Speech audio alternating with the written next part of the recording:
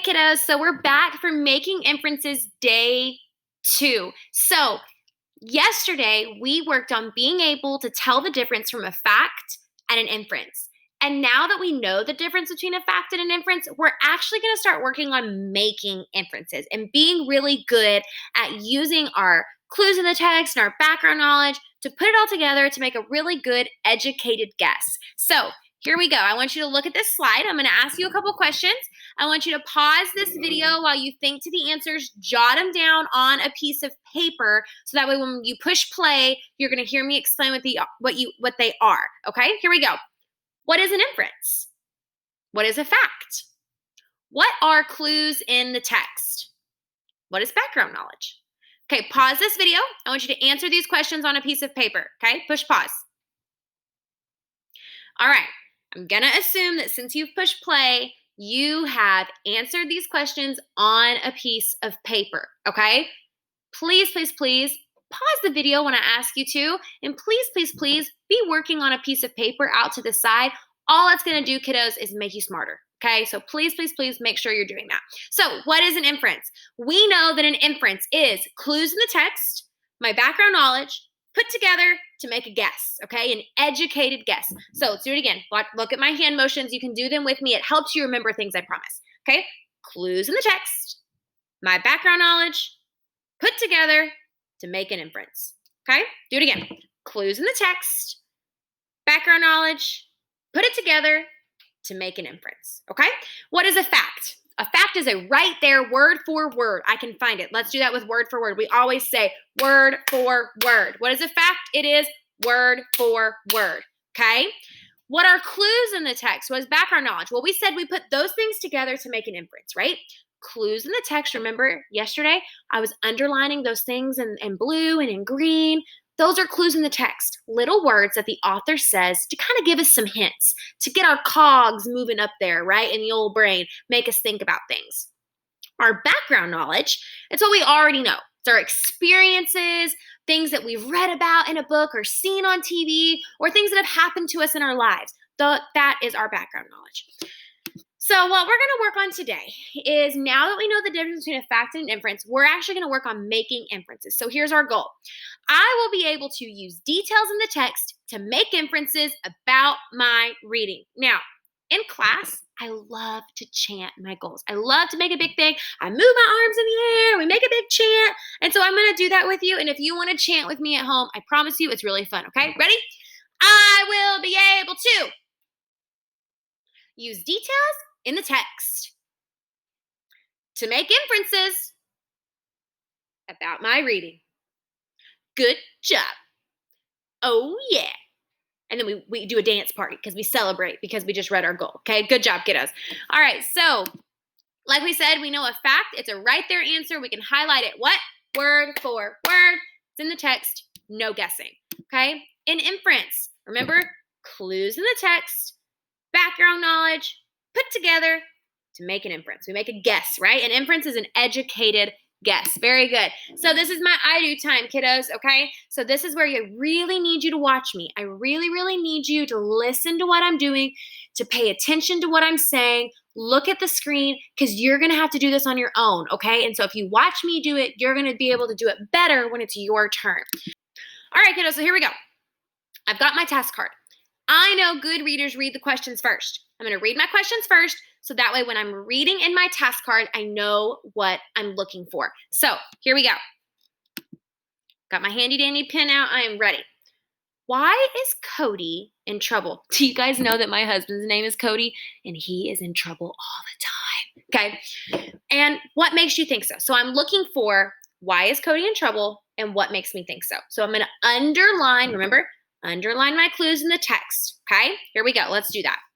Cody knew he was in big trouble. Okay, well, that's a fact, right? He's in trouble. It says it word for word. It doesn't want to know if he's in trouble. Look at this right here, kiddos. It wants to know why he is in trouble. So let's read through.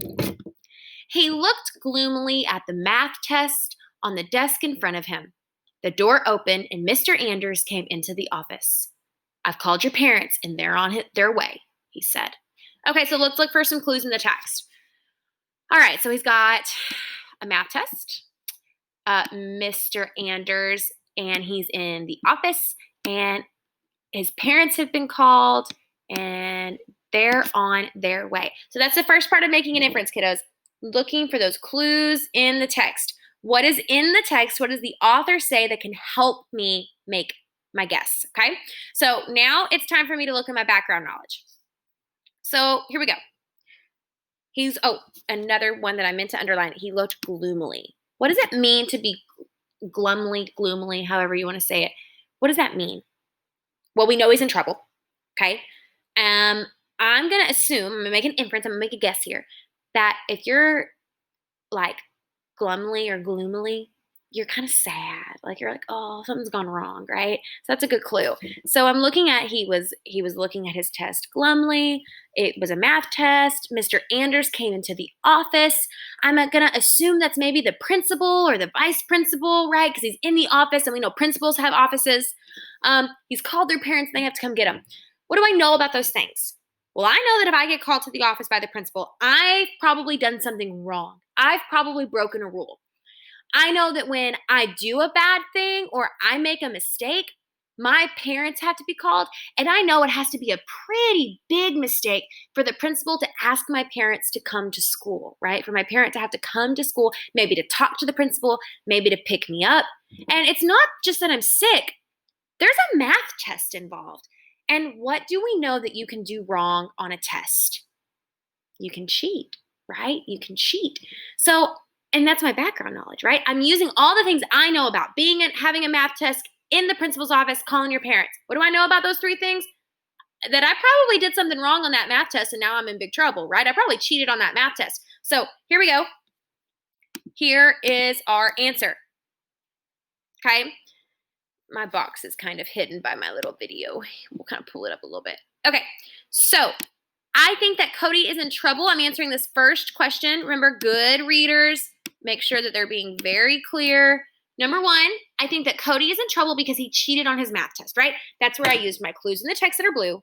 What I know about those clues, I put them together and I made a guess that he cheated on his math test, okay? But that's not the only thing that asked me. Look at this question right here. What makes you think so? So here's my second answer, okay? Can I move this? Let's see. Oh, haha, I can. I sure can. Look at that, kiddos.